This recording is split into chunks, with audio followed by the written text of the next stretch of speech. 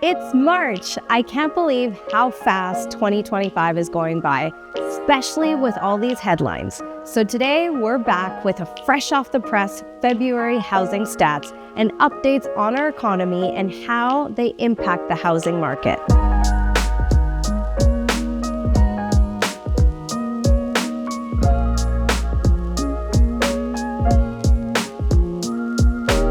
Before we get started, I wanted to preface this video with two things. My past two market videos build on each other given all the tariff conversations. So in an effort not to repeat myself too much and to not make these videos super long, I recommend that if you want a more in-depth overview, that you watch my latest two videos in sequence with this one. They'll be linked above. So without further ado, let's get started. First, let's start with what I saw with my clients. Calgary's housing market is glitchy or hit and miss right now. What do I mean by that? Well, it means that pricing and location in which you're buying in or selling in makes all the difference. Certain price ranges are moving really fast while others are a bit more hit and miss. And while realtors can control things like marketing and exposure, we cannot control the overall market demand. We can get eyeballs looking, but we cannot control what they do after they look. This is called buyer demand, and demand is based on so many factors, most of which are completely outside of our control. This also means that when you see your property assessment values rise, it's not as a result of realtors driving up prices, as I've heard before, but instead it's a reflection of the amount of demand versus supply that was there and the implications that demand had on price in that specific moment in time when a blanket property assessment was done. So what did I see with my clients? Well, February is a short 28-day month and it was a busy one. While mostly occupied with 6 listings we launched this month, we did have the opportunity to work with buyers as well. And what we saw was similar to what I shared last month and what I just spoke about. Things are glitchy and hit and miss right now. If you're shopping for a detached home up to $650,000 in Calgary, this is a very competitive market with tons of multiple offers throughout the city. However, the apartment sector was slower. Townhouses are all dependent on price and location, and anything above $750,000, including the luxury market, is also hit and miss. Sometimes you get lucky, sometimes you do not. The funny thing is, and very much annoying thing for us realtors, is that while we have a gut instinct of what houses will do well and which will not, sometimes you can play all your cards right and still be surprised with the outcome. So I would say that if you have an upcoming possession with a house that you're building through a builder, I would recommend that you give yourself a little bit more time to sell just in case, especially with the risks I see in the market, which we'll get into in this video. If this is the type of content you've been looking for, please show your support and don't forget to like, share, and subscribe. So enough about what I saw. How is this reflected in the data? In general, inventory rose to 76% to 4,145 units in February. And while inventories increased in all price ranges, the most increases were seen in units priced under $500,000, which mostly consists of apartments and townhouses. In general, we have 2.4 months of supply, which is similar to last month, but more than double this time last year. While the numbers of sales was above historical averages for February, it was 19% lower than levels seen last year and much lower than the record levels we saw after the pandemic. New listings reached 2,830 units, which is in line with historical averages, and the sales to new listing ratio was 61%, which is higher than historical averages, but below levels seen in February for the last 3 years. So even though we had new listings, lots of them, we still had fewer sales in February than we saw in 2024, 2023, and 2022. This means that while we're still in a seller's market, we are seeing signs of cooling and price increases slowing down, which is good news for buyers trying to enter the market. The unadjusted benchmark price in February was $587,600, which is roughly 1% higher year over year. For detached,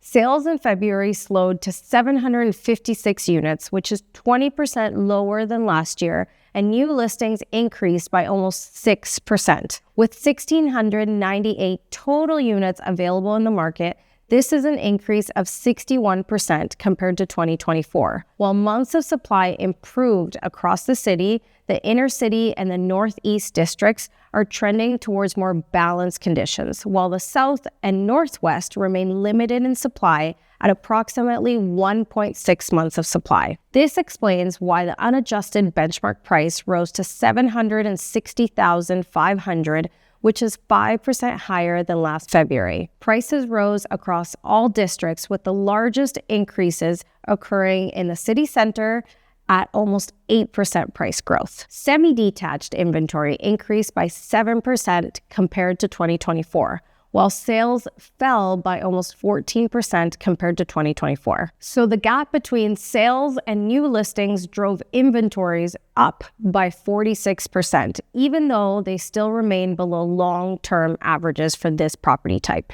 The Northwest has just 1 month of supply, while in the East District, there's over 8 months of supply.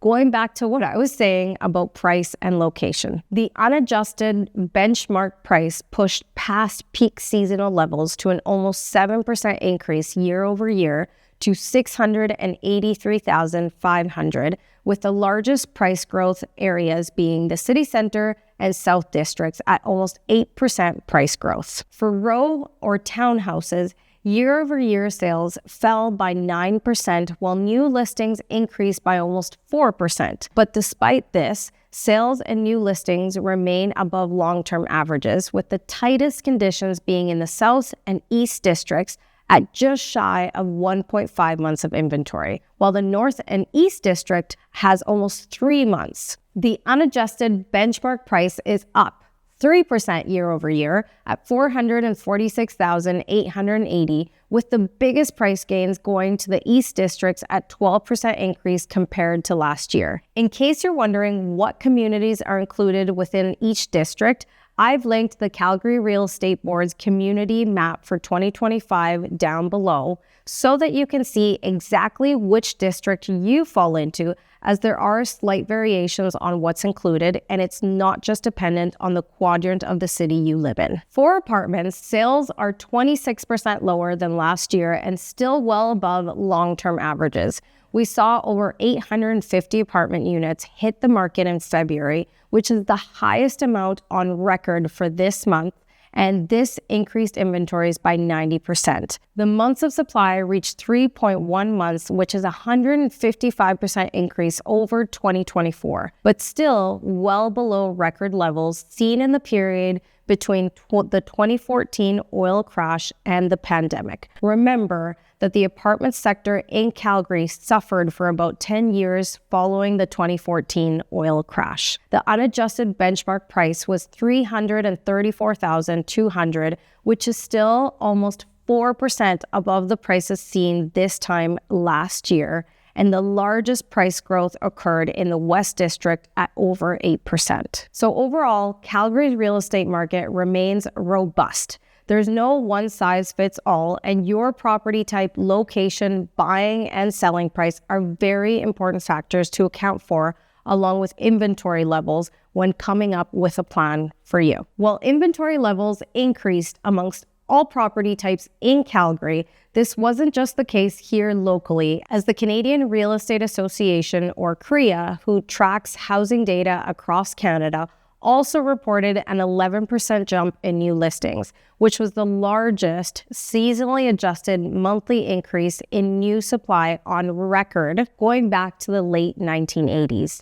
And while this is an uncommon time of the year to see a surge in new listings, This goes back to my theory that we are in for an early spring season. Now, why could we be seeing this? Well, a record amount of Canadian mortgage holders are due to renew at some point in 2025 and 2026. And while interest rates have decreased, some homeowners may be looking to make a move in 2025 before their renewal time and in time to buy in the spring. Or it could be the uncertainty with tariffs that's causing weakening sales in Canada as a whole, with the highest sales seen in the most affordable areas of the country, including us here in Alberta. Keep in mind that while here in Calgary, we have 2.4 months of supply on average across all property types, in Canada as a whole, there was 4.2 months of supply, so double the amount. So here we are much better positioned. So now on to tariffs. Sadly, the pause is over and tariffs have come into effect, along with steel and aluminum tariffs. Although, who knows, maybe by the time this video is released, all will be back to normal again. Well, without a doubt, we know that tariffs will have a negative impact on our economy here and in the US. And if you'd like a more in-depth analysis of these impacts, please watch my last video linked above. However, the biggest risk that I see to the housing market is increased uncertainty. Consumer confidence plays a big role in people choosing to spend their money and make big moves. And even though we know that this could push the Bank of Canada to lower its policy rate lower than originally expected, which should incentivize buying and selling, all of this means nothing if families see costs go up in other meaningful areas of their lives, if they lack job security and overall consumer confidence. So overall, we are seeing softer conditions and more inventory going into this season. It all depends on how long tariffs are in place, how quickly we can find Canadian goods to replace these US goods, something that's a lot easier said than done, and how secure people feel in their own jobs to make big moves. I do believe the Bank of Canada will continue cutting rates more than it necessarily wants to, as low as 1.5% by the end of the year, before eventually they go up again to battle the inflation caused by all these tariffs.